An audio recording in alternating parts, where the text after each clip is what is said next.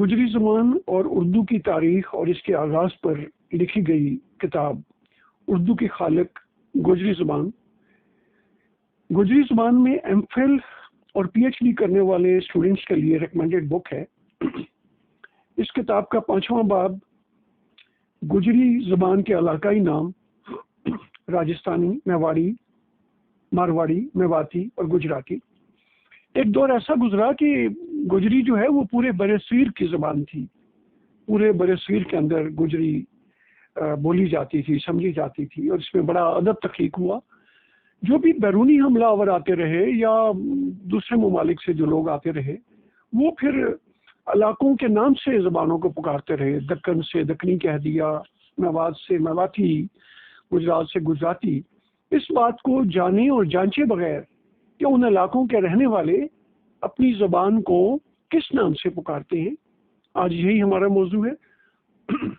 آئیے ملاحظہ کیجئے، برصغیر میں مسلمانوں کی آمد کے ساتھ ہی یہاں کی زبانوں کو اس کے حقیقی پس منظر میں دیکھنے یا جانچنے کی بجائے خالصتاً بدیسی سوچ کے تحت اسے علاقائی نام سے یاد کیا جانے لگا۔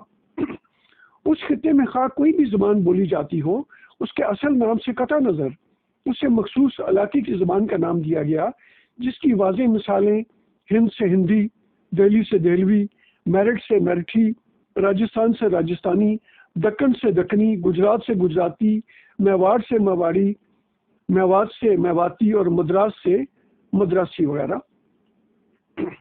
اردو کے جنم سے قبل اور جلال الدین اکبر کے دور تک بیشتر ادب گجری زبانی میں تخلیق ہوا۔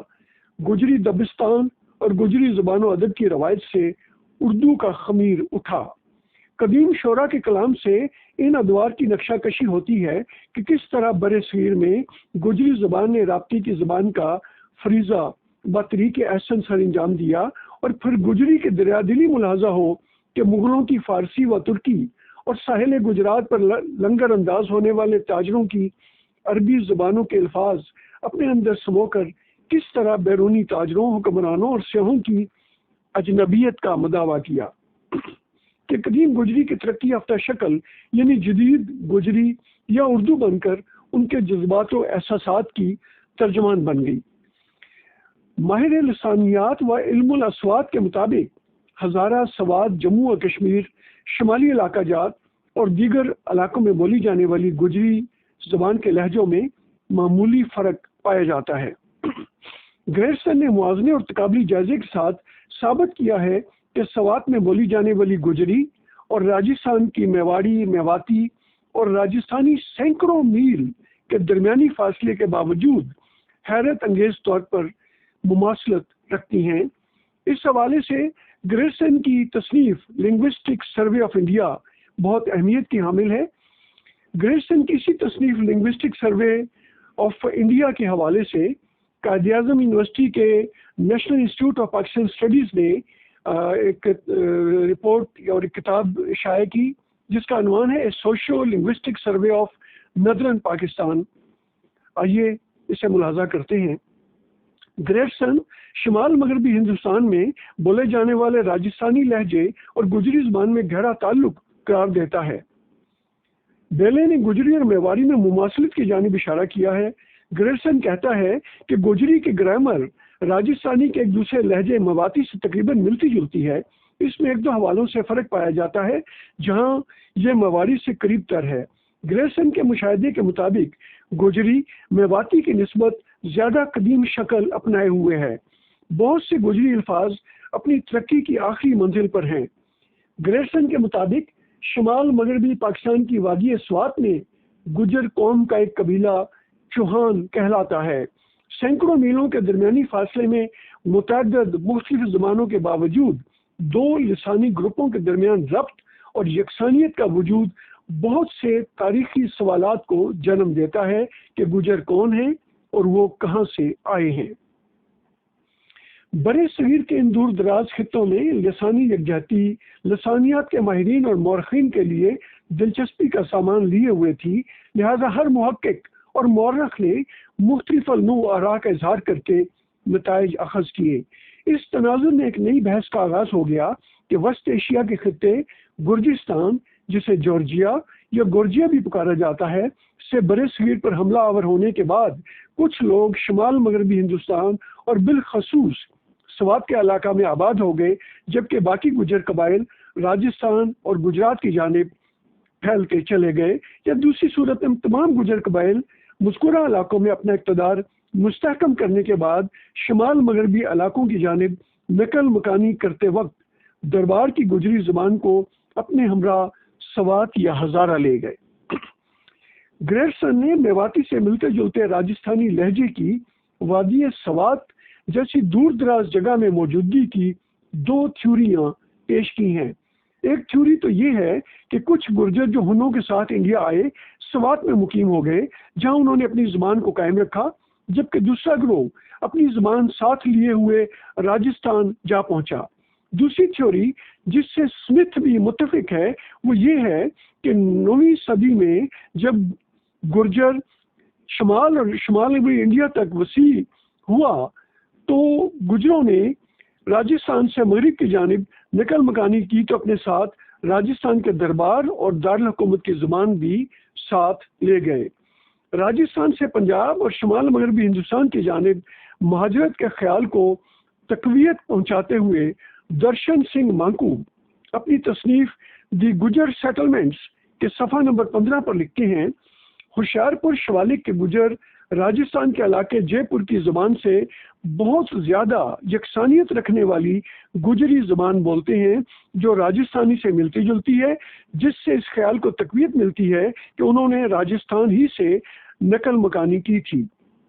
گجری کو برِ صغیر کی قدیم زبان تسلیم کر لینے کے بعد اس حقیقت پر بھی اتفاق پایا جاتا ہے کہ راجستھانی، میواتی اور میواری زبانیں یا لہجے بھی دراصل گجری زبان ہی کے علاقائی نام یا لہجے ہیں۔ درشن سنگھ مانکو مزید لکھتے ہیں، دیش میں گرجروں کی زبان راجستھان کا میواتی لہجہ مشرقی راجستھانی کہلاتا ہے۔ گریرسن کے مطابق پنجاب اور کشمیر کے تمام پہاڑی خطوں میں گجر کہلاتے ہیں، ایک علیحدہ زبان گجری بولتے ہیں جو ایک سے دوسری جگہ معمولی فرق کے ساتھ بولی جاتی ہے، جس کی راجستھانی کے میواتی لہجے کے ساتھ گہری مماثلت ہے۔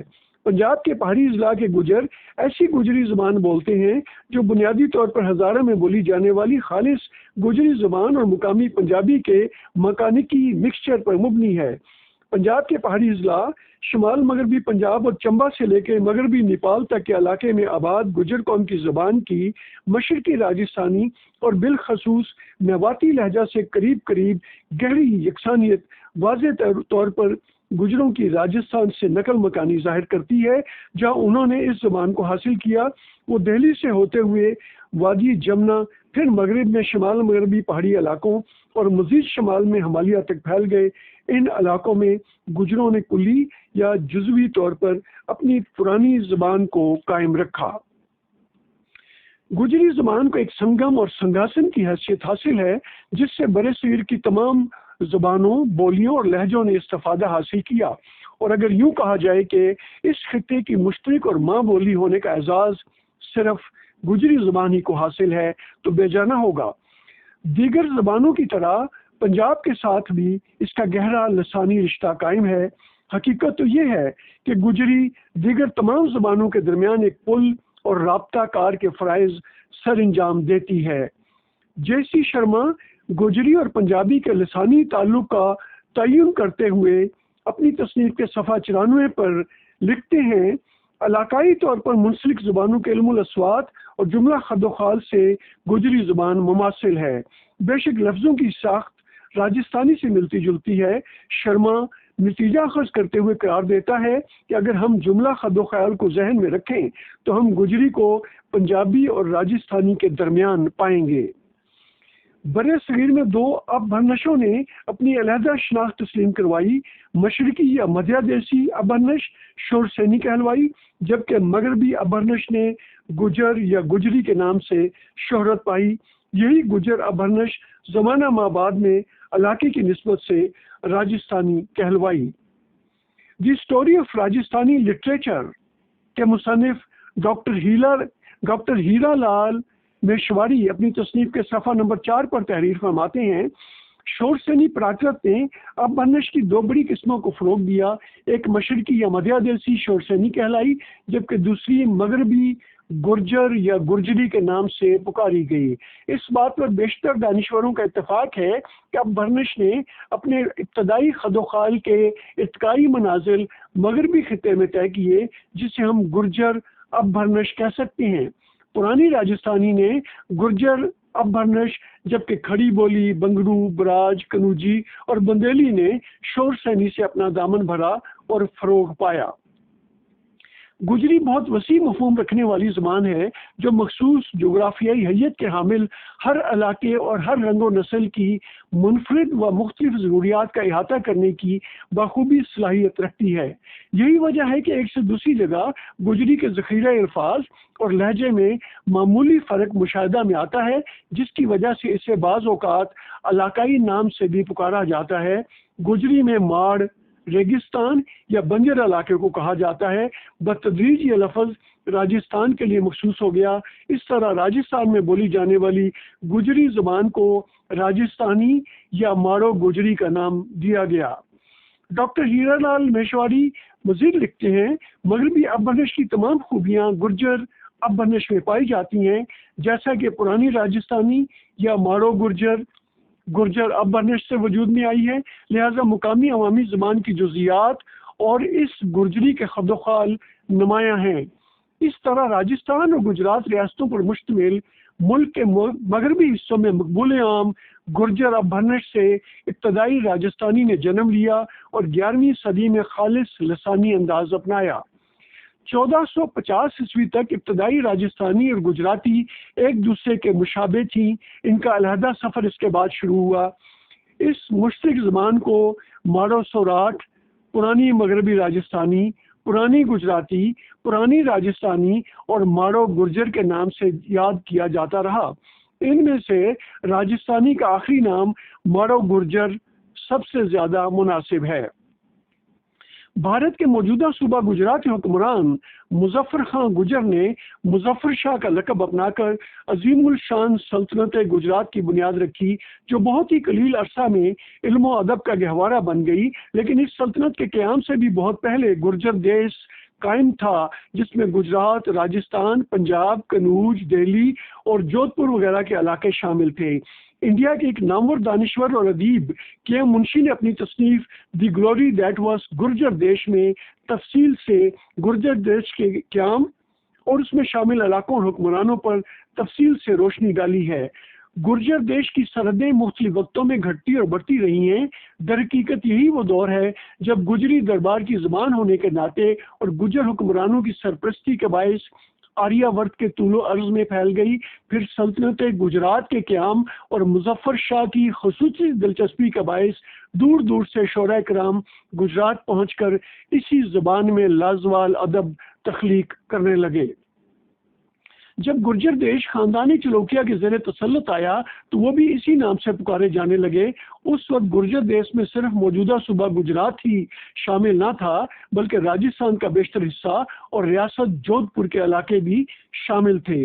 राजस्थान और गुजरात से जैन साधु अक्सर और बेशतर एक दूसरे इलाके में जाया करते थे, जिससे इन दोनों खित्तों में सकाफती, लिसानी और नजरियाती यकजहती पैदा हुई, जो एक तवील अरसा तक कायम रही। मुल्क के मुख्तलिफ हिस्सों में बोली जाने वाली बंजारी और गुजरी की राजस्थानी के साथ बहुत मुशाबहत है, क्योंकि बंजारी और गुजर इब्तदाई तौर पर राजस्थान ही के रहने वाले थे। नेपाली और दक्कनी हिंदी भी राजस्थानी से मिलती जुलती है।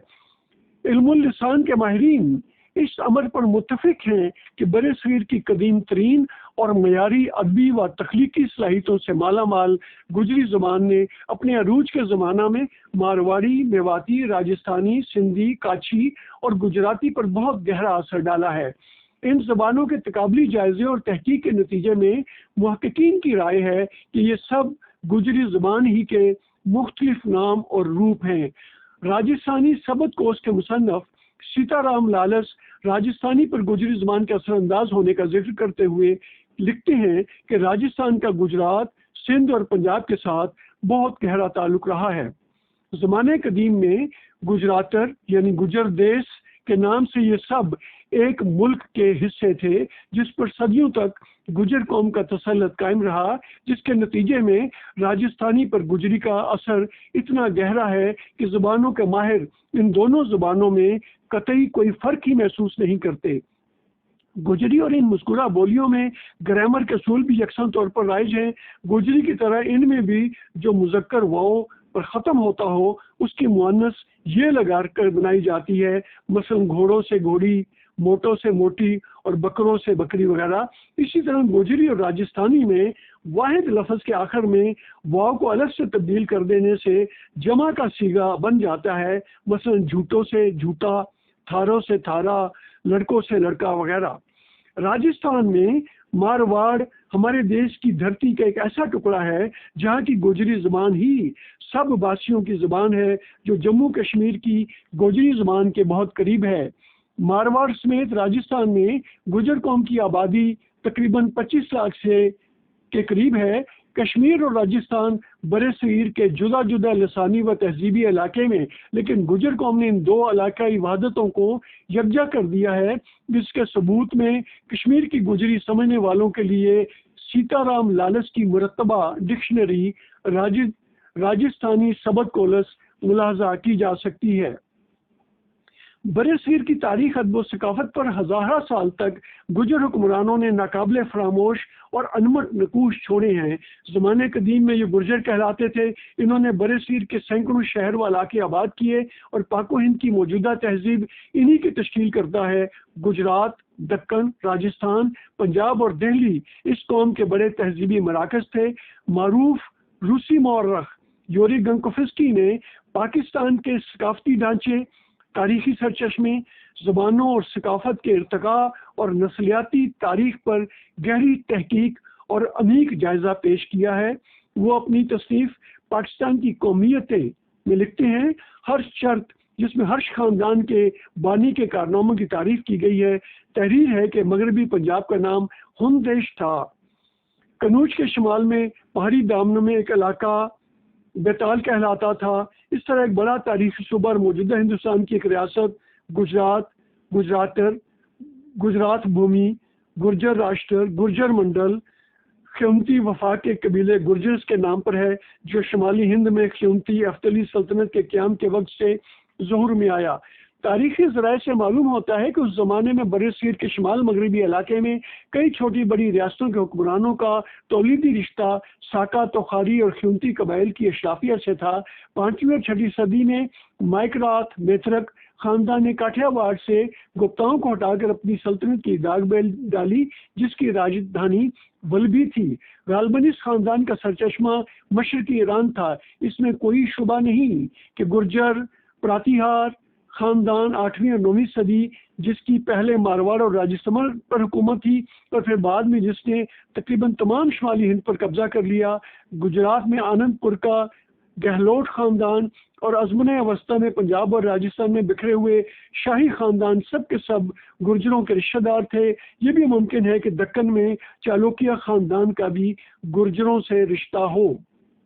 اس عہد کے آخر میں جنوب سے آ کر مختلف گروہ راجستھان میں آباد ہوئے، ان میں گرجر بھی شامل تھے، جو اس وقت تک مقامی آبادی میں کافی جذب ہو گئے تھے اور ایسی بولیاں بولتے تھے جن سے موجودہ راجستھانی زبان پروان چڑھی ہے۔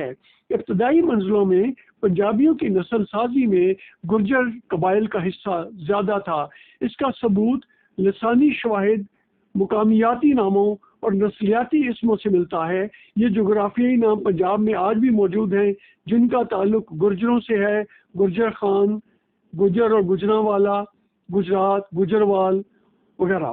ان مذکورہ اور دیگر لاتعداد تاریخی حوالوں نیز تقابلی جائزے و موازنے سے یہ مسلمہ امر پایا ثبوت کو پہنچتا ہے کہ راجستھانی، گجراتی، میواتی، میواڑی اور مارواڑی کوئی علیحدہ زبانیں نہیں ہیں، بلکہ گجری زبان ہی کے علاقائی نام و لہجے ہیں۔